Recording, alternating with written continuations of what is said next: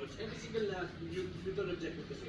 Si Cartesi, kumbaga, binobook force ka na naman patay yung Lucas. Ang end ko ng play after the defense. Pero yun na, all throughout this game, kasi parang maka-target lock, focus dito, lock din yung... Kaya ni Kyle TZ, hindi nila in-expect naman gagaling siya dun sa weaker side. Yung low. So ngayon, hahabol na naman si Cartesi. Kung kanina hindi ako masyadong kalapit, ngayon lalapit. Ito yung nagiging problema again ng Team Falcons. Kapag head-on nila tinake yung team fight, them sa mid lane fight na yun, even expending the flicker for Oheb. now, for this Lord fight, ang ganda nung, ito yung battle of info na tinatawag. Nandis kita! Sumalong! Kasi Sanford, may kapit siya sa grass! Pero wala. Dito pa rin ang pwedeng manalo sa isang team fight katulad nito. Sa isang iglap, pwede mabago. Now, kaya pasukan si Kyle TZ. Ayan na naman ang shadow kill. Medyo magdidikit-hete. Buwan action yung base ng TLPH pero pilit pa rin nilang inlaban at makakadepetsa pa rin sila. Disiplina malala para sa TLPH, hindi nag-seed natin sa Infinix in-game equipment. May napapansin ba tayong kakaiba dito or work? The only answer to that is huwag nilang kakayaan. But if they want to continue that formation, kasama-sama lang sila, and if they would plan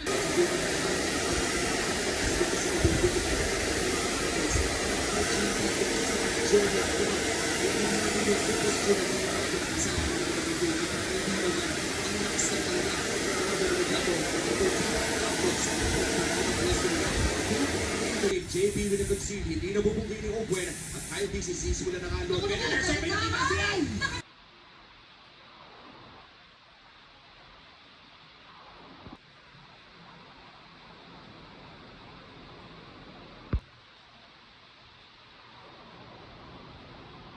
hindi nakakatakot eh. Parang hindi click potential pag ako tumagero.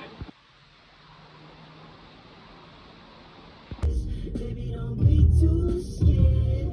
You could just grab my bag. Dali, maganda ka doon. Eh, dali, picture mo ako yung may flash. Dali. Ano natin? Kasi hindi, nakapitan lang.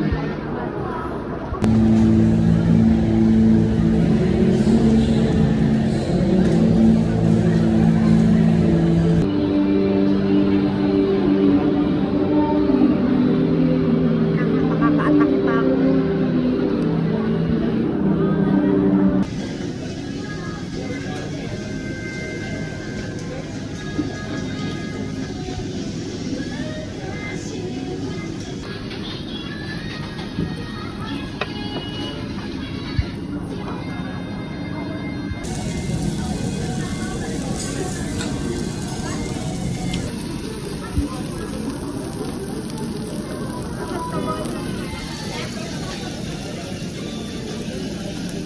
After mood trip, grocery naman kay baby. Mami, harap ka naman dito sa vlog ko.